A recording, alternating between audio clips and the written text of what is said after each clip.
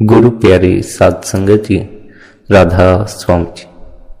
प्यारी साध संगत जी, आप सभी के भीतर बैठे कुल मालिक को प्रणाम, आप सभी को प्रणाम। संगत जी, आज के इस रूहानियत भरे सत्संग में आप सभी का स्वागत है।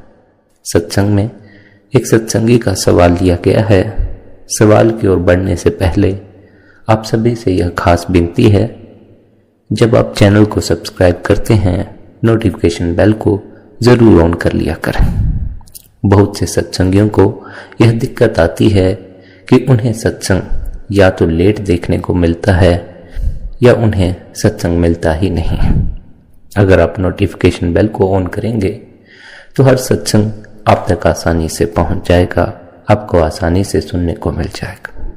वैसे सत्संग हर रोज सुबह 5:50 पर चैनल पर डला होता है, या तो आप नोटिफिकेशन के जरिए सत्संग को सुन सकते हैं या आप शब्द धुन चैनल सर्च करके भी हर रोज सुबह सत्संग सुन सकते हैं। इसी विनती के साथ आज के सत्संग की ओर बढ़ते हैं। सत्संगी का सवाल है, परमात्मा से बहुत कुछ मांगा, परमात्मा ने बहुत कुछ दिया भी है, लेकिन इतना कुछ मिलने पर भी, इतना कुछ मांगने के बाद भी जीवन से दुख विदा नहीं हुआ। बहुत बार सुख मांगा, सुख मिला भी, लेकिन फिर भी दुख बना ही रहता। थोड़ी देर का सुख मिलता है, दुख जीवन भर के लिए मालूम पड़ता। ऐसा क्या करें, ऐसा क्या मांगें जिससे जीवन भर सुख की प्राप्ति हो जाए, कभी दुख का सामना ना करना पड़े। हम जब दुनिया की चीजें मांगेंगे तो दुख तो स्वाभाविक ही पैदा हो जाएगा। जब तक हम दुनिया की चीजें मांगना बंद नहीं कर देंगे, हमारे दुख का निवारण नहीं हो सकता। तब तक हमें अनेकों कष्टों, अनेकों पीड़ाओं से गुजरना ही होगा। दुनिया की चीजें हमें दुनिया की ओर खींच कर ले जाती हैं। जब हम दुनिया की ओर खींचे हुए जाते हैं, भीतर से बाहर की ओर मुड़ना शुरू कर देते हैं, तब हमें दुख का सामना करना पड़ता है। इसलिए संत हमें दुनिया से अपने ख्याल को निकालकर भीतर ध्यान टिकाने को कहते हैं। जब हम भीतर उतरेंगे, भीतर सुख की प्राप्ति होती है। दुनिया की कोई भी चीज मांगने से सुख की प्राप्ति नहीं होती। ऐसा भ्रम हमें जरूर होता है कि हम अगर यह चीज मांग लेंगे, इसकी प्राप्ति से हमें सुख मिल जाएगा, फिर हमें और कुछ मांगने की जरूरत नहीं, इसके अलावा हमें और कुछ भी नहीं चाहिए। पर जब हमें वह चीज मिल जाती है तो हमें समझ में आता है, तृप्ति तो हमें आई नहीं, सुख तो मिला नहीं, और की मांग भीतर पैदा हो गई। हम मन को जो चीजें थमा देते हैं, मन उन्हें छोड़कर नई चीजों को मांगना शुरू कर देता। ऐसे में जब हम कुछ चीजों की पूर्ति अपने आप नहीं कर पाते तो हमें वह परमात्मा से मांगनी पड़ती है, क्योंकि हमारा बस नहीं चलता। इसलिए हमें उस मालिक के भरोसे बैठना पड़ता है कि अब यह चीज परमात्मा ही हमें कृपा करके दे सकता। किसी को परमात्मा से धन की आस है, किसी को मकान की, किसी को बच्चों की, किसी को दुनिया की अन्य चीज की मांग है। ये सब मांगे अगर पूरी हो भी जाए तो भी हमें सुख की प्राप्ति नहीं होती, उल्टा हमें दुख ही मिलता। इसलिए आप हमें खबरदार करते हुए समझाते हैं, मालिक से कुछ मत मांगो, और अगर मांगना ही है तो बस एक ही चीज मांगो, उसके अलावा कुछ भी मत मांगो। वह एक कौन सी चीज है जिसे संत हमें मांगने को कहते हैं? वह है बिन तुद होर जे मगना, सिर दुखों के तुक, देह नाम संतोखिया, उतरे मंदी पुख। हजूर फरमाते हैं, ऐ परमात्मा, ऐ मुर्शिद, तेरे बिना मैं और क्या मांगू। तेरे बिना आज दिन तक जो कुछ मांगा है, उससे दुख ही इकट्ठा हुआ। रोज देखता हूं मांग बढ़ती चली जा रही है, तुझसे मांगते जा रहा हूं, लेकिन फिर भी इस ओर गौर नहीं करता। जो कुछ मांग रहा हूं, उससे दुख ही इकट्ठा हो रहा है। कभी कभी हैरान भी होता हूं, यह सोचकर कि यह जानते हुए कि तेरे बिना कुछ और मांगना सिवाय दुख के कुछ नहीं, मैं फिर भी दुख को क्यों चुन लेता हूं। क्यों नहीं मैं तुझे चुनता, कभी कभी यह सोचकर मैं हैरान भी होता। ऐसा भी नहीं कि कभी तुझसे तुझी को मांगने का ख्याल ना उठाओ। ख्याल तो बड़ी बार उठा, बड़ी बार तुझ तक आए हैं, गुरु के जरिए, मंदिर के जरिए, किसी और जरिए तेरे तक आने का प्रयास किया है ताकि तुझसे तुझी को मांग ले। पर पता नहीं, जब हम तेरे पास पहुंचते हैं तो कुछ और ही मांगना शुरू कर देते। ऐसा भी नहीं कि कभी तुझसे तुझी को मांगने का ख्याल ना आया हो।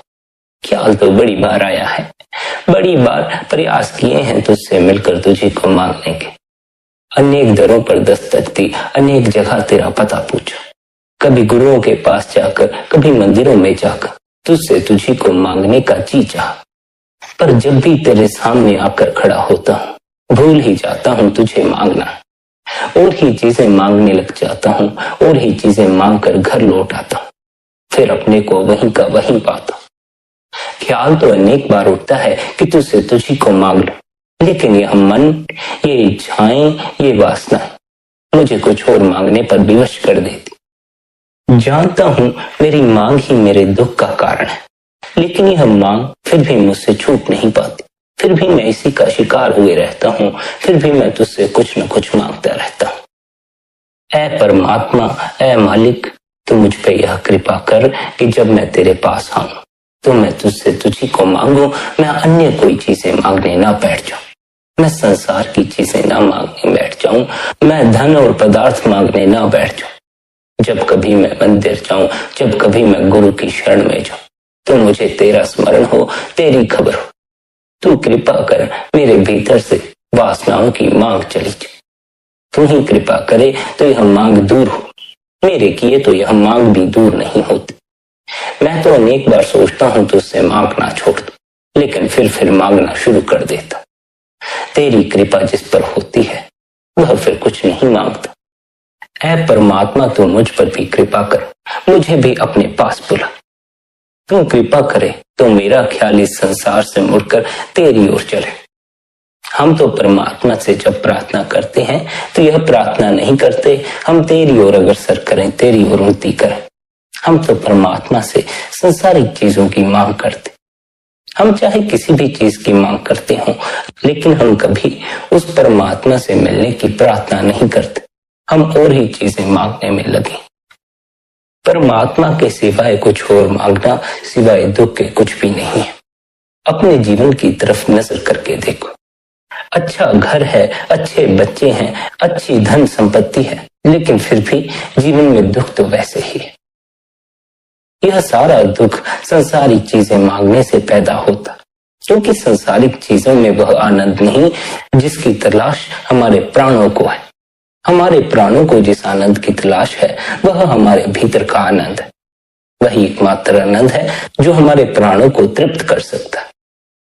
हम परमात्मा को मांगने की बजाय उससे संसारिक चीजें मांग लेते हैं, जिससे हमारे जीवन में दुख इकट्ठा होता चला जाता। हमें परमात्मा से उसी को मांग लेना चाहिए, यानी उसके नाम को मांग लेना चाहिए।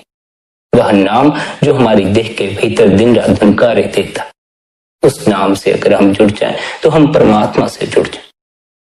हमें परमात्मा के समक्ष जाकर उस नाम की मांग करनी चाहिए, उससे प्रार्थना करनी चाहिए कि हे परमात्मा, तूने इतनों पर नाम की कृपा की, तूने जिन्हें अपने से मिलाना चाहा उन पर नाम की कृपा की। मैं भी तेरा बच्चा हूं, मैं भी तेरा प्यारा हूं, मुझे भी अब इस संसार के दुखों से मुक्त कर, मुझ पर भी अपने नाम की कृपा कर। लेकिन ऐसी हमारी कोई प्रार्थना ही नहीं। हमारी प्रार्थनाओं में अपने बच्चों का भला छिपा है, हमारी प्रार्थनाओं में अपनी दुकान का भला छिपा है, हमारी प्रार्थनाओं में हमारे अपने ही मतलब की बातें छिपी हैं, हमारे लोभ छिपे हैं। प्रार्थना में उस परमात्मा का कोई जिक्र नहीं होता। प्रार्थना में तो सिर्फ संसार का ही जिक्र रह जाता। जिस प्रार्थना में संसार है उस प्रार्थना से भला क्या लाभ होगा? उससे कोई लाभ नहीं होगा। प्रार्थना में परमात्मा से मिलने की प्यास हो तभी उस प्रार्थना को पंख लग सकते हैं, तभी वह प्रार्थना आसमान तक पहुंच सकती है। वरना तो हमारी प्रार्थनाएं भी यहाँ जमीन पर ही रह जाती हैं, वह प्रार्थनाएं कहीं नहीं पहुंचती। करते तो हम बहुत सी प्रार्थनाएं हैं, लेकिन उनका कोई फल, उनका कोई परिणाम नहीं निकलता, क्योंकि वे प्रार्थनाएं कहीं पहुंच ही नहीं रही हैं। इसलिए उनसे फल का, परिणाम निकलने का कोई सवाल ही पैदा नहीं होता। हमारी प्रार्थना के भीतर कोई प्राण नहीं है। जिस प्रार्थना में प्राण ही नहीं है, वह प्रार्थना हमारे प्राणों को तृप्त भी नहीं कर सकती। प्रार्थना में प्राण होने चाहिए। प्रार्थना प्राणों से हुई हो तो वह प्रार्थना अवश्य ही अपना परिणाम लाती है, अपना फल लाती है। प्रार्थना में प्राण केवल तभी आते हैं जब हमारे भीतर परमात्मा के प्रति प्यास पैदा होती है, ना कि संसारिक चीजों के प्रति। जिसे भी परमात्मा के प्रति प्यास पैदा हो जाती है, उसका संसार से मोह टूट जाता। जिनके भीतर भी प्यास पैदा हो गई होगी, उन्हें ऐसा अनुभव होने लग जाएगा जैसे उन्हें अब औरों से मिलने का जी नहीं चाहता। वे घर पर ही रहना चाहते हैं, अकेले बैठे रहना चाहते, किसी से मिलना जुलना नहीं चाहते। प्यास पैदा हो जाए तभी कोई अकेला होने को राजी हो सकता, वरना कोई अकेला होने को राजी नहीं होता। सब सहारे खोजते फिरते हैं। कल के सत्संग में इसी विषय पर बताया गया था, कैसे जिन सहारों को हम खोज रहे हैं वे हमारे सच्चे सहारे नहीं। अगर किसी ने वह सत्संग न सुना हो तो कल वाले सत्संग को भी अवश्य सुन। हम यहाँ जो सहारे खोज रहे हैं ये असल सहारे नहीं। हमारा जो असल सहारा है वह परमात्मा, लेकिन उस परमात्मा की हमें कोई खबर नहीं।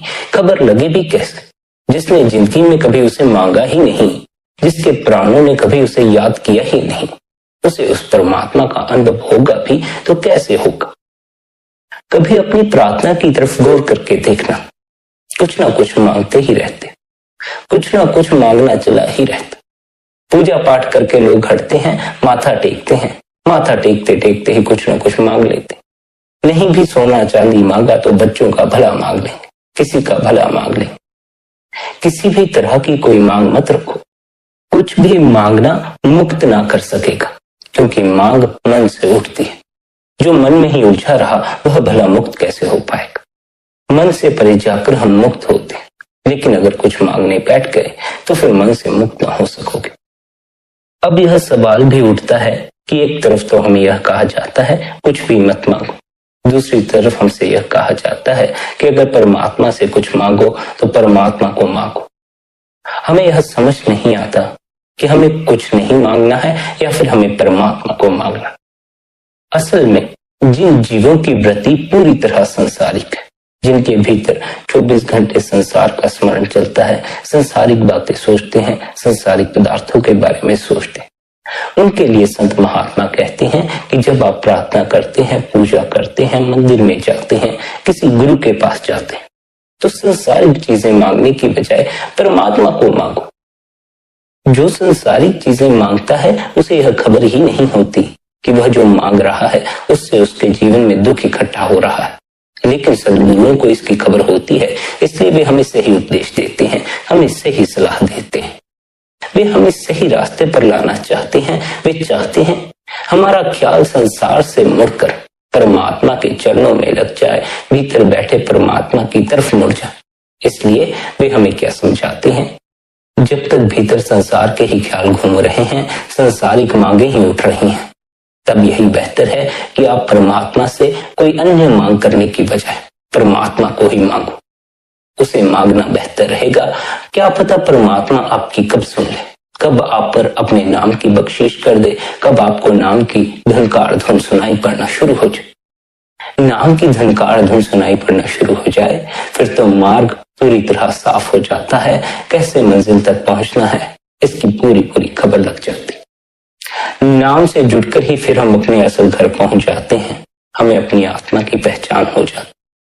लेकिन यह नाम की बख्शिश परमात्मा हम पर करे तो किस लेकर। हम तो मन से मैले, हम तो मन में उलझे हुए हैं, हम तो हर पल संसार की ही मांग करते रहते। संसार ही मन है, संसारिक वासनाएं, संसारिक इच्छाएं, यही मन है। जिस दिन आप बाहर के संसार से उब गए, भीतर मन भी मरना शुरू हो जाएगा। इसलिए संत महात्मा कहते हैं, भोगो जितना भोग सकते, भोग भोग कर उब पैदा होगी, भोग भोग कर ही उब जाओगे। जब उब जाओगे फिर भीतर संसार के प्रति ख्याल चलना बंद हो जाए। फिर भीतर यह सवाल उठना शुरू हो जाएगा कि अब मैं जीवन में ऐसा क्या हासिल करूं जिससे ऊब पैदा ना हो। भीतर गूंजते शब्द, भीतर गूंजते नाम से जुड़कर ही हमारे जीवन में कभी ऊब पैदा नहीं होते। जिसने उस नाम को हासिल कर लिया वह सदा ही आनंद में हो जाता है। उसके जीवन की सारी उदासी विलीन हो जाती। जो ध्यान नहीं करते, भजन मन की नहीं करते, संसारिक जीवन जीने में व्यस्त हैं, उनके लिए संत महात्मा कहते हैं कि जब प्रार्थना करो तब कोई संसारिक मांग मत करो। जो साधक ध्यान करते हैं, भजन मंदगी करते हैं, उनके लिए संसद गुरु के उपदेश देते हैं। उनके लिए संसद गुरु उपदेश देते हैं, अपनी हर मांग को छोड़ दो। ध्यानी को हर मांग को छोड़ देना चाहिए, क्योंकि ध्यानी के लिए मांग बाधा बन जाती है। ध्यानी को जाना है मन से परे, लेकिन मांग मन का हिस्सा। जिसने मांग को पकड़े रखा, मन को पकड़े रखा। मन तो इतना सूक्ष्म है कि पकड़ में नहीं आता, लेकिन मांग पकड़ में आ जाती। अगर भीतर मांग उठे तो सतर्क हो जाना, समझ जाना अभी भी भीतर मन मौजूद है। मन को तो पता नहीं देख पाओ ना देख पाओ, लेकिन अपनी मांग को देखकर सचेत हो जाना। अपनी मांग में मत उलझ जाना, इस मन के खेल में मत उलझ जाना। इस मन से परे होना, हर तरह की मांग को गिरा देना है। हर तरह की मांग को गिराकर हमें उस शून्य में प्रवेश कर जाना है, उस आनंद के महासागर में प्रवेश कर जाना। भीतर उतरने वाले साधकों को किसी तरह की कोई मांग नहीं रखनी चाहिए। मांग रखोगे भीतर नहीं उतर पाओगे। किसी भी तरह की कोई मांग मत रखना, कोई आशा, कोई इच्छा, कोई वासना अपने भीतर मत रखे रखना। यहां तक कि अंतस के प्रति भी कोई आशा, कोई वासना मत रखना। अंतस की भी कोई इच्छा मत रखना। रूहानी मंजरों की भी कोई इच्छा मत रखना। नाम की भी कोई इच्छा मत रखना। नाम की भी कोई वासना पकड़ के मत बैठ जाना कि नाम से जुड़ना है, नाम सुनाई नहीं पड़ता। किसी तरह का अपने भीतर कोई ख्याल नहीं आने देना। ये सभी ख्याल आपको नाम से दूर कर देते। इन्हीं ख्यालों के पर्दों ने आपके भीतर के प्रकाश को ढक लिया। इन ख्यालों के पर्दों में उलझ मत जाना, इन ख्यालों के पर्दों से परे जाना। जो साधक भीतर की यात्रा पर चल रहे हैं, हर किस्म की मांग छोड़ दें। भीतर की यात्रा पर किसी भी चीज की जरूरत नहीं, न किसी इच्छा की, न किसी वासना की, न किसी कामना की, न किसी ख्याल की। भीतर की यात्रा पर कुछ साथ नहीं ले जाना। ये ख्याल वगैरह, ये वासनाएं, ये सब बाहर की यात्राएं हैं। भीतर के यात्री को बाहर की यात्रा का सामान भीतर नहीं ले जाना चाहिए। हमें भीतर खाली होकर जाना है। भीतर हमें शून्य में प्रवेश करना है। शून्य में शून्य होकर ही हम प्रवेश कर सकते। बाहर का कुछ भी साथ ले जाकर हम भीतर नहीं समा सकते, फिर चाहे वह बाहर का ख्याल ही क्यों ना हो। भीतर उतरने वाले साधक को हर तरह से मुक्त होकर भीतर उतरना चाहिए। जो लोग अभी संसार में ही उलझे हुए हैं, जिनका ख्याल संसार की तरफ है, जो ध्यान नहीं करते या जिनका भीतर की तरफ ख्याल ही नहीं है, उनके लिए संत सद्गुरुओं ने क्या कहा है? वे परमात्मा से परमात्मा को मांगे, परमात्मा से उस नाम को मांगे जो नाम उनके ख्याल को भीतर की तरफ मोड़े। परमात्मा से परमात्मा को ही मांग लो तो मन की हर रोज मांगने की आदत चली जाएगी, मन की भूख मिट जाएगी। उस नाम को जिसने हासिल कर लिया उसके मन की भूख मिट गई। फिर उसका मन संसारिक चीजों की मांग करना बंद कर देता। फिर उसका मन संसार की मांग करना बंद कर देता। जो प्रार्थनाओं में भी परमात्मा को ना मांगकर संसारिक चीजें ही मांगने में लगे हैं, उनके मन की भूख दिन प्रतिदिन बढ़ती चली जाती। वे प्रार्थना तो करते हैं इसलिए ताकि मन की भूख शांत हो, लेकिन उनकी हर प्रार्थना उनकी भूख को बढ़ाती चली जाती। भला यह कैसी प्रार्थना हुई जो आपके मन की भूख को शांत न कर सके, तृप्त न कर सके? यह कोई प्रार्थना न हुई जो आपकी भूख को निरंतर बढ़ाई जाती है। प्रार्थना वही हो सकती है जो हमारे प्राणों को तृप्त कर जाए। प्रार्थना अगर प्राणों से की गई हो तो प्रार्थना में ही तृप्ति मिल जाती है। फिर तो प्रार्थना के परिणाम की भी फिक्र करने की आवश्यकता नहीं रहती। हमें तो ना प्रार्थना करने से तृप्ति आती है, ना प्रार्थना करने से जो परिणाम निकलता है उससे कोई तृप्ति आती। हम सदा अतृप्त ही बने रहते, भीतर अतृप्ति का अनुभव ही करते रहते। मन की भूख बढ़ती ही चली जाती है, निरंतर मांगते ही चले जाते हैं। हमारा निरंतर मांग करते रहना इस बात का प्रमाण है हमारे मन की भूख अभी भी शांत नहीं हुई। मन की भूख कभी शांत होती भी नहीं है। इसलिए संत महात्माओं ने कहा, इसके द्वारा पैदा की गई भूख को असल भूख मत समझकर बैठ जा। हम तो मन द्वारा पैदा की जा रही भूख को ही असल भूख समझकर बैठ जाते। मन की इस भूख को जो बाहर से शांत करने का प्रयास करते हैं वे भूखे ही रह जाते। मन की भूख नाम के अमृत को चखकर ही शांत होती। मन की भूख नाम के अमृत को चखकर ही शांत होती, वरना मन की भूख निरंतर बढ़ती चली जाती है। हम निरंतर मांगते चले जाते हैं। इसलिए आप फरमाते हैं, देह नाम संतोखिया उतरे मन दीपक। उस नाम को मांगो, परमात्मा के आगे जाकर उस परमात्मा को मांगो। वह नाम, वह परमात्मा ही हमें तार सकता है। वह नाम, वह परमात्मा ही हमें इस मन के खेल से मुक्त कर सकता है। उसके आगे की गई प्रार्थना, सच्चे दिल से की गई प्रार्थना हमें मुक्त कर सकती। लेकिन हमारी प्रार्थनाएं सच्ची होनी भी चाहिए। हम जब प्रार्थना करते हैं तो हमें उस तरफ नजर भी कर लेनी चाहिए कि कहीं हम प्रार्थना में मांग ही तो नहीं कर रहे। ज्यादातर तो यही होता है कि प्रार्थना के पीछे मांग छिपी होती। शुरू में तो प्रार्थना करते हैं, आधा पौना घंटा परमात्मा का नाम लेते हैं, और अंत में जब प्रार्थना खत्म हो जाती है तब फिर हम माथा टेकते समय उसके सामने मांग भी रख देते कि ये मैंने आपकी इतना समय प्रार्थना की, पूजा की, अब आप मुझे यह फल भी दे दीजिए। परमात्मा से कोई फल मत मांगो, परमात्मा से जीवन में कुछ मांगो मत। उसने जो बहुमूल्य है वह आपको दिया ही हुआ है। सांस दी हुई है, हवा दी हुई है, यह शरीर दिया हुआ है, यह पृथ्वी दी हुई है। आप अपने आप यह पृथ्वी नहीं बना सकते, आप हवा नहीं बना सकते, आप अपना शरीर नहीं बना सकते। जो बहुमूल्य चीजें हैं, जो मुफ्त में आपको मिली हैं, उनकी आपको जरा भी कदर नहीं। उसकी कदर करना सीखो। अपने इस जामे की कदर करना सीखो, इस पृथ्वी की कदर करना सीखो। ये सूरज, ये चांद, ये तारे, ये पृथ्वी, ये देह, ये सब इस ओर नजर करने पर विवश करते हैं कि इन सब का रचयिता कौन है। अगर इन्हीं की कदर ना करोगे, इन्हीं को भूले रहोगे, इनसे भी अधिक कुछ और बहुमूल्य मालूम पड़ता है, तब फिर उस परमात्मा की कदर कैसे करोगे जिसने इस सारी की रचना की। हम सोए हुए लोग हैं। हम इस ओर कभी गौर नहीं करते कि जो हमारे बिना मांगे परमात्मा ने हमें दिया है वह उन सबसे ज्यादा बहुमूल्य है जो हम उससे मांगने में लगे हुए हैं। अव्वल तो मांगना ही छोड़ दो। अगर कुछ मांगना ही है तो परमात्मा से परमात्मा को मांगो, उस नाम को मांगो। जिसे नाम की धुनकार धुन सुनाई पड़ना शुरू हो जाती है उसका जीवन फिर साधारण जीवन नहीं रह जाता। बस इस बात का ख्याल रखना, अगर नाम की धुन सुनाई पड़ना शुरू हो जाए, अनहद शब्द सुनाई पड़ना शुरू हो जाए, तो उसके साथ अपने ख्याल को जोड़ना भी आवश्यक है। यह हो सकता है कि धुन आपकी शुरू हो जाए, लेकिन अगर आप उससे अपने ख्याल को ना जोड़ें तो फिर उस धुन से आपको कोई लाभ नहीं होगा। फिर आपका जीवन साधारण ही रह जाएगा।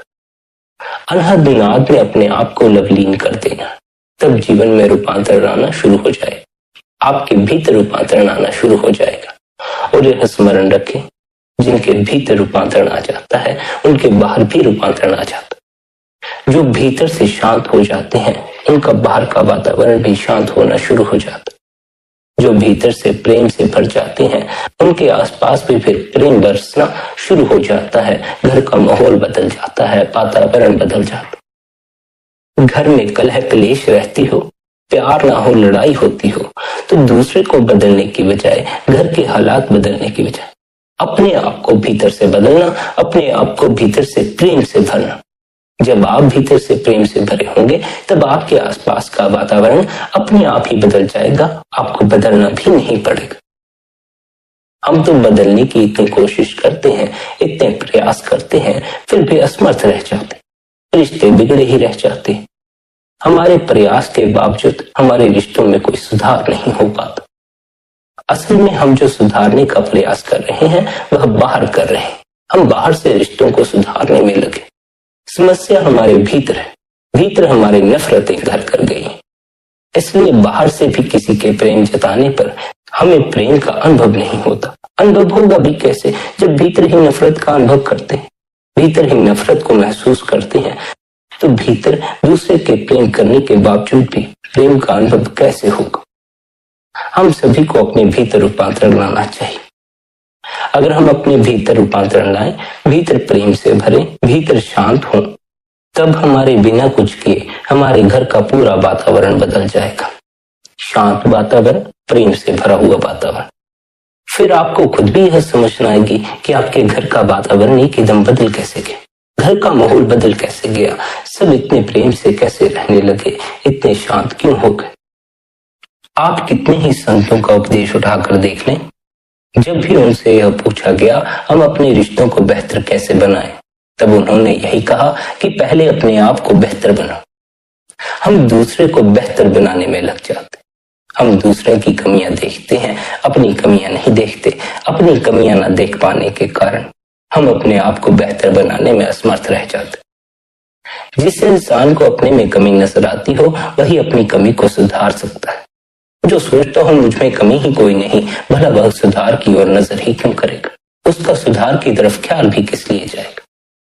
हमारे सब रिश्ते सुधर जाएं अगर हम सुधर जाएं। हम खुद ही बिगड़े हुए हैं तो फिर स्वाभाविक ही हमारा दूसरों के साथ संबंध बिगड़ जाता। संगत जी, हमें दूसरों में बदलाव लाने की बजाय अपने भीतर बदलाव लाना। इसलिए संत सद्गुरु हमें क्या कहते हैं, दूसरों की फिक्र छोड़ दो। जो अध्यात्म मार्ग पर चल पड़ते हैं, वचन मंडली करते हैं, ध्यान करते हैं, उन्हें तो यह उपदेश साफ ही दिया जाता है कि अब औरों की फिक्र छोड़ो, अपने अंतस में उतरने की तैयारी करो। औरों की फिक्र भीतर की तरफ मुड़ने ना देगी, औरों की फिक्र बार बार बाहर की तरफ खींचेगी। बार बार आपको अपने ख्याल को बाहर मुखी करना पड़ेगा। अभ्यासी को तो चाहिए कि अब वह बाहर से अपना संबंध तोड़े और अपना सच्चा संबंध उस परमात्मा से जोड़ ले। वह परमात्मा ही सच्चा साथ निभाने वाला है, इसलिए उससे हमारा साथ जुड़ जाना बड़ा ही आवश्यक है। उस परमात्मा से मिलाप करने के लिए हमें अपने भीतर रूपांतरण लाने की आवश्यकता है। काम, क्रोध, लोभ, मोह और अहंकार से ऊपर उठने की आवश्यकता है। इस मन से ऊपर उठने की आवश्यकता है। उस शब्द, उस नाम से जुड़ने की आवश्यकता। वह परमात्मा कहीं दूर नहीं, निकट से निकट है, करीब से करीब है।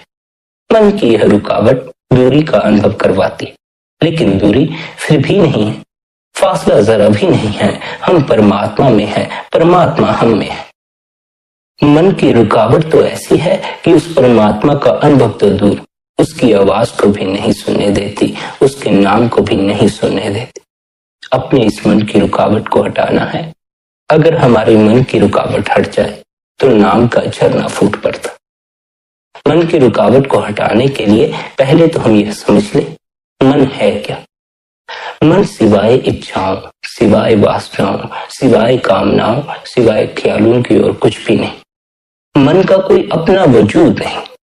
बस जिस वासना को हमने कसकर पकड़ लिया, जिस इच्छा को, जिस ख्याल को हमने कसकर पकड़ लिया, वही मन हो जाता। जैसे ही हम इन इच्छाओं, इन वासनाओं, इन ख्यालों को छोड़ते हैं, हमारा मन भी विलीन हो जाता है। हम मन से ऊपर उठ जाते। भीतर उठती इच्छाओं, भीतर उठते ख्यालों को अपनी इच्छाएं, अपने ख्याल मत समझो। अपना समझोगे तो मन पैदा होगे। अपने आप को इनसे बेलाग रखोगे तो मन से मुक्त हो जाओगे। मन की रुकावट को हटाने का अर्थ है इन इच्छाओं, इन वासनाओं की पकड़ छोड़ देना। इनकी पकड़ मन का निर्माण करना शुरू कर देती है। इनकी पकड़ जितनी मजबूत हो जाती है उतना ही हमारा फिर मन मजबूत हो जाता। आपने अपने प्रति जितनी धारणाएं बनाई हैं, ध्यान के समय उन सभी धारणाओं को गिरा दो। जिन इच्छाओं को अपना होना समझते हो, जिन ख्यालों को अपना होना समझते हो, जिस देह को अपना होना समझते हो, जिस मकान को अपना मकान समझते हो, जिन बच्चों को अपने बच्चे समझते हो, ध्यान के समय सभी को भूल जाओ। अपने प्रति भी किसी धारणा को बांधे मत रखो। किसी को अपना मत समझो। ध्यान के समय किसी दूसरे को याद ही मत करो। किसी दूसरे का ख्याल भीतर आएगा तो अपने स्वयं में उतर ना पाओगे। ध्यान के समय तो हमें सब कुछ ही भूल जाना। ध्यान में हम सब कुछ ही भूल जाते हैं। ध्यान का यही अर्थ है, शून्य में प्रवेश कर जाना। जब आपको ध्यान का अनुभव होगा तब आपको समय का आभास ही नहीं होगा। समय कैसे ध्यान में बीत जाता है इसकी कोई खबर ही नहीं लगती। ध्यान में हम कालातीत हो जाते हैं, समय से परे हो जाते हैं, इसलिए समय की खबर नहीं रहती। समय बीतता चला जाता है और हम उस आनंद के सरोवर में सराबोर होते हैं। हमारा मन इस माया के जाल में फंसकर बड़ा ही मैला हो चुका है। बेशक हमारी आत्मा उस परमात्मा की अंश है, हम उस सतनाम समुद्र के कतरे हैं, लेकिन मालिक से बिछड़कर, उस परमात्मा से बिछड़कर आत्मा ने यहां आकर, इस संसार में आकर मन का साथ ले लिया। मन तो आगे इंद्रियों के भोगों, विषय विकारों, शराबों कबाबों का आशिक है। जो जो कर्म आत्मा मन के अधीन होकर करती है, उनका नतीजा साथ ही साथ आत्मा को भी भुगतना पड़ता है। दुनिया की इच्छाएं पैदा करके, इंद्रियों के भोगों में फंसकर, दुनिया के बुरे कर्म और पाप करके हम मन पर बहुत ज्यादा मैल इकट्ठी कर बैठे हैं। इसलिए संत हमें क्या समझाते हैं, यह हमारा मन है जो हमारे और मालिक के बीच जबरदस्त रुकावट बनकर खड़ा। जब तक मन की मैल दूर नहीं होती, आत्मा बेशक परमात्मा की अंश है, यह कभी भी वापस जाकर परमात्मा से मिलने के काबिल नहीं बनती। मन की मैल कब दूर होती है, जब मन वापस ब्रह्म त्रिकुटी अपने ठिकाने पहुंच जाता। अब हम दुनिया के सब जीव अपनी अपनी अक्ल के मुताबिक हजारों ही युक्तियों, हजारों ही तरीकों से मन को निर्मल और पवित्र करने की कोशिश करते। कोई जप करके देखता है, कोई पूजा पाठ करके देखता है, कोई दान पुण्य करता है, लेकिन मन वैसा का वैसा ही रहता। आप देख लें, इतना पूजा पाठ करके भी, इतने जप तप करके भी हमारी मांग कहीं नहीं जाती। हम पूजा के बाद मांग करते हैं, हम जप के बाद मांग करते हैं। अब तो हम यज्ञ और जप करवाते ही इसलिए हैं कि हमारी कोई मांग पूरी हो जाए। हम तो अपनी मांग की पूर्ति के लिए भी पूजा पाठ करना शुरू कर देते। इन सभी से मन की मैल दूर नहीं होती, भाव, इच्छाओं और वासनाओं की पकड़ नहीं छूटती, बल्कि पकड़ और मजबूत हो जाती। और भी इच्छाएं घर कर जाती हैं, और भी वासनाएं घर कर जाती, मांग बढ़ती चली जाती, मन की मैल बढ़ती चली जाती। पूजा पाठ, जप तप, दान पुण्य द्वारा मन की मैल दूर नहीं होती। मन वहीं का वहीं खड़ा रहता है, मन मांगता ही रहता है। ये सारे साधन, ये सारे तरीके हम मन को निर्मल करने के लिए करते हैं, लेकिन इनका हमारे मन पर कोई असर नहीं होता। हम हठ कर्मों के जरिए जोर जबरदस्ती ख्याल को दुनिया से निकालने की कोशिश भी करते। आगे जाकर ख्याल कहीं लगता नहीं, दुनिया में भटकना शुरू कर देते। संत हमें क्या समझाते हैं, हठ कर्मों के जरिए जबरदस्ती हम कितनी ही कोशिश कर लें, हम मन को कभी भी निर्मल नहीं कर सकते। हम मन को किस तरह निर्मल और पवित्र कर सकते हैं, किस तरह हम इन इच्छाओं, इन वासनाओं की पकड़ को छोड़ सकते हैं, इसके बारे में संतों ने हमें यह उपदेश दिया है। गुरु प्रसादी पाई, उसे गुरु प्रसादी कह लें, नामदान कह लें, एक ही बात। गुरुमुख हमेशा नाम का ही प्रसाद देते। प्रसाद भी खुशी से दिया जाता है, दान भी खुशी से दिया जाता। जो गुरुमुखों का सबसे ऊंचा प्रसाद है, वह नाम की कमाई करने का तरीका है। वे जो ऊंचे से ऊंचा दान हमें देते हैं, वह नाम का दान है। सो गुरु प्रसादी और नामदान एक ही चीज है। कहने का भाव है, हमारा मन कब निर्मल होगा, जब हम उस शब्द की कमाई करेंगे, उस नाम की कमाई करेंगे। जब उठते बैठते चलते फिरते हम अपने ख्याल को शब्द या नाम के साथ जोड़ देंगे और शब्द के अंदर जज्ब और लवलीन हो जाएंगे, हमारा मन निर्मल हो जाएगा, पवित्र हो जाएगा। यही परमात्मा की असली भक्ति है। यही भक्ति हमें हमारे असल ठिकाने सचखंड तक पहुंचाती है। जो चीज रूह और मन की गांठ खोलती है, हमारी आत्मा को निर्मल करती है, मन को पवित्र करती है, वह गुरु प्रसाद है, वह शब्द की कमाई है, वह नाम की कमाई है। जो भी हमारे मन के ऊपर गंदे गंदे गिलाफ चढ़े हुए हैं, जन्मों जन्मों से जो मैल मन पर चढ़ती चली आई है, जिन इच्छाओं, जिन वासनाओं की पकड़ मजबूत होती आई है, जब हम गुरुमुखों के पास जाकर शब्द की कमाई करते हैं, नाम की कमाई करते हैं, ये सारी मैल दूर हो जाती है, आत्मा निर्मल हो जाती है, पवित्र हो जाती है। जो शब्द की कमाई का तरीका, जो नाम की कमाई का तरीका गुरुमुख हमें बताते हैं, जब हम उसके मुताबिक सिमरन और ध्यान करना शुरू कर देते हैं, 9 द्वारों से अपने ख्याल को निकालकर आंखों के पीछे इकट्ठा करते हैं, तब हमारा तन निर्मल हो जाता है, क्योंकि मन इंद्रियों की भोगों की ओर नीचे नहीं आता। जब मन शब्द को पकड़कर ब्रह्म त्रिकुटी में वापिस अपने ठिकाने पर पहुंच जाता है, तो हमारा मन भी निर्मल हो जाता है। गुरुमुखों के उपदेश पर चलकर हम तन को भी निर्मल कर सकते हैं, मन को भी निर्मल कर सकते हैं और सच्चे परमात्मा से हमारा सच्चा इश्क पैदा हो जाता, सच्चा प्यार पैदा हो जाता है, हमारा उससे मिलन हो जाता, झूठी दुनिया में से झूठा मोह, झूठा प्यार निकल जाता। जब तक हमारा इस दुनिया से प्यार बना रहता है, इस दुनिया की मांग बनी रहती। यह जो हमारा मन है, यह लज्जत का आशिक है। जब तक इसे दुनिया के मोह, दुनिया के प्यार से ऊंचा और पवित्र प्यार नहीं मिलता, यह दुनिया का मोह और प्यार छोड़ने को राजी नहीं होता। वह किस चीज की लज्जत है, किस चीज का प्यार है, जिसे पाकर हमारा मन दुनिया का मोह और प्यार छोड़ता है? वह लज्जत नाम की लज्जत। यह मन जो हिरण की तरह विषय विकारों में फंसकर भटकता फिरता है, जब इसे अंदर अमृत भरा हुआ नाम मिल जाता है, इसके अंदर तृप्ति आ जाती है, संतोष आ जाता है, सब्र आ जाता है। वह नाम अमृत है, उसकी लज्जत बहुत मीठी है।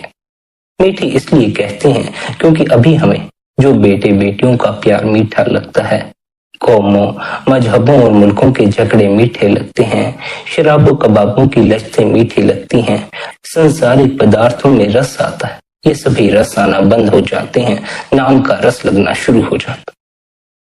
जिन्हें हीरे जवाहरात मिल जाते हैं, वे फिर कौड़ियों के पीछे दर बदर ठोकरें नहीं खाते।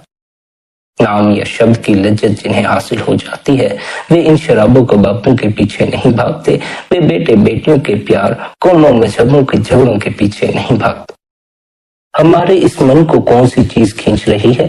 इंद्रियों के भोग खींच रहे हैं। इंद्रियों के भोगों की लज्जत मन को गुलाम बनाए हुए है। जब तक हमारे मन को इंद्रियों के भोगों से ऊंची और पवित्र लज्जत नहीं मिलती, यह इंद्रियों के भोगों को छोड़ने को राजी नहीं हो पाता। नाम की लज्जत जब इसे हासिल हो जाती है, तो यह अपने आप ही इंद्रियों के भोगों को छोड़ देता है, बाहर के रसों को छोड़ देता है, भीतर के रस को चखना शुरू कर देता है। इस बात का ख्याल रखो, मन भीतर इच्छाएं और वासनाएं खड़ी करके यह भ्रम डालता है कि अभी इस संसार में कुछ हासिल करने को बाकी रह गया। मन यह भ्रम डालता है कि जब तक यह हासिल न हो गया, भीतर चैन न पड़ेगा, तृप्ति न आएगी। तृप्ति तो इसे फिर भी नहीं आएगी अगर आप उसे हासिल कर भी लेंगे, अगर आप अपनी इच्छा की पूर्ति में लग भी जाएं। मन तो फिर भी तृप्त नहीं होता। बस इस भ्रम को समझ लो, मन कभी तृप्त होता ही नहीं। जितना इस मन को बाहर लेकर फिरोगे, उतना ही अतृप्ति का अनुभव भी होगा। बाहर से कभी मन भरा नहीं, बाहर से तो मन सदा ही भूखा होकर लौटा। भीतर जब मन उस नाम के स्वाद को चखना शुरू कर देता है, उस नाम के अमृत को पीना शुरू कर देता, तब इसकी सारी भूख मर जाती। कहने का अर्थ यह है, जब हम भीतर नाम को सुनना शुरू कर देते हैं, तब जो इच्छाएं और वासनाएं हमारे भीतर उठती थी, उनकी तरफ हमारा ख्याल ही नहीं जाता। हम उस तल को छोड़कर अपने आत्म के तल पर प्रवेश कर जाते। नाम हमें हमारी सुर्त में प्रवेश करवा देता। नाम हमारी इच्छाओं और वासनाओं को विलीन कर देता, हमारी इच्छाओं और वासनाओं की पकड़ को छुड़वा देता है। और जैसे ही हमारी यह पकड़ छूटती है, मन भी छूट जाता है। मन इच्छाओं और वासनाओं का ही जोड़ है। मन बाहर के संसार का ही भीतर एक प्रतिबिंब है।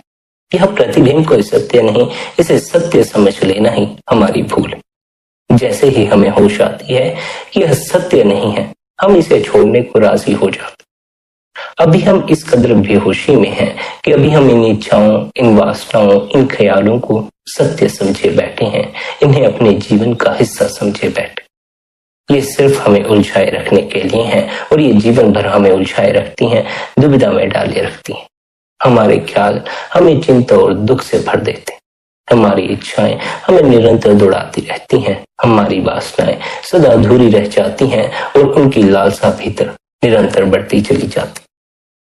जब भी आप ध्यान में बैठते हैं, आपने अपने प्रति या इस संसार के प्रति या किसी के प्रति भी जो भी धारणा बनाई है, सभी धारणाओं को भूल जाए। केवल और केवल शून्य में प्रवेश करना। हमें किसी तरह के विचार में खो नहीं जाना। हमें अपने आप को मन नहीं समझ लेना है, इच्छाएं नहीं समझ लेना है, ख्याल नहीं समझ लेना है, अपने आप को कुछ भी नहीं समझना है। जो कुछ हम अपने आप को जानते हैं, हमें उस सब को गिराकर अपने असल की पहचान करनी। हमने मन के पीछे लगकर इन इच्छाओं और वासनाओं के पीछे लगकर, इन ख्यालों के पीछे लगकर अपने आप को जो कुछ जाना है, हमने अपने आप को वही समझ लिया। फिर हमें अपने असल की पहचान न रही। इसी तरह मन हमें भूल में डाल देता है। मन हमें अपने आप को मन समझने पर मजबूर कर देता है। मन के बहकावे में मत पड़ना, इन इच्छाओं, इन वासनाओं के बहकावे में मत पड़ना, इन ख्यालों में मत खोए रहना। इन सब से मुक्त होकर इन सभी को गिराकर ही अपने भीतर प्रवेश किया जा सकता। इसलिए ध्यान के समय इन सभी में मत खोए रहना, अपने आप में स्थिर हो जाना, अपने आप में प्रवेश करना, अपने आप की खोज करना। या तो अपने आप को खोज पाओगे या विचारों में खो जाओगे। विचारों में खो गए तो अपने आप की खोज ना कर सको।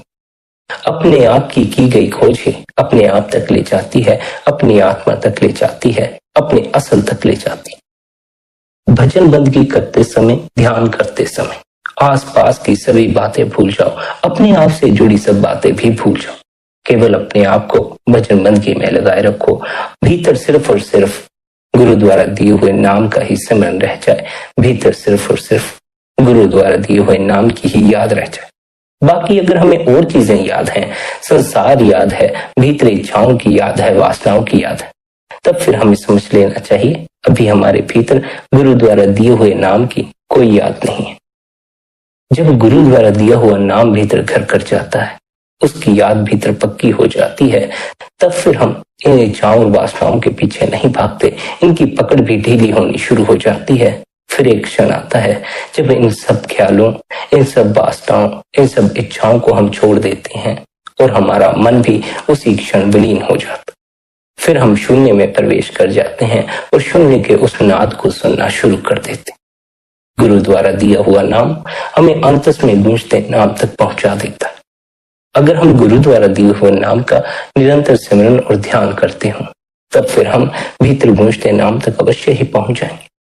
लेकिन हमारा किया गया अभ्यास किसी मांग से भरा हुआ ना हो, किसी इच्छा से भरा हुआ ना हो, किसी फल की आकांक्षा से भरा हुआ ना हो। फिर चाहे वह किसी भी तरह की इच्छा हो, चाहे नाम से जुड़ने की इच्छा हो, चाहे संसार की इच्छा हो। असल में ये इच्छाएं मन कहलाती हैं, ये वासनाएं मन कहलाती हैं, ये ख्याल मन कहलाते। जिसने भी इच्छा, वासना, ख्यालों को पकड़ा, उसने मन को पकड़ा। जिसने मन को पकड़ा, उसने सुर्त को भुला दिया, सुर्त की खबर ना रही।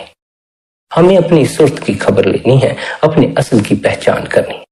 इस मन ने तो हमें जन्मों जन्मों से भुलाया है। इस मन की पकड़ ने ही हमें जन्मों जन्मों से अपनी आत्मा की खबर न लगने दी।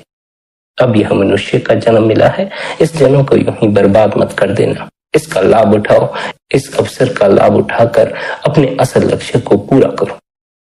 हमारे मनुष्य जन्म का असल उद्देश्य उस परमात्मा से मिलाप करना है, अपनी आत्मा की पहचान करना है, इस मन के भ्रम से परे होना। मन और माया के दायरे से परे जाने के लिए हमें गुरु द्वारा दिए हुए नाम का निरंतर सिमरन और ध्यान करना चाहिए। सिमरन और ध्यान हमें भीतर के शब्द से जोड़ देता है और वह शब्द हमें मन और माया के दायरे से पार ले जाता।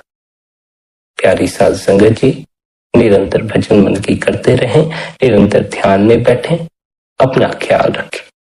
अगर आपको आज का यह सत्संग अच्छा लगा हो तो आज के इस सत्संग को आप अपने मित्रों और संबंधियों के साथ शेयर भी कर सकते। बाकी आपकी अपनी मौज है। सबके प्रति भीतर भले की कामना रखें। इतने प्रेम और प्यार से आपने सत्संग को सुना, उसके लिए आप सभी का धन्यवाद। राधा स्वामी जी।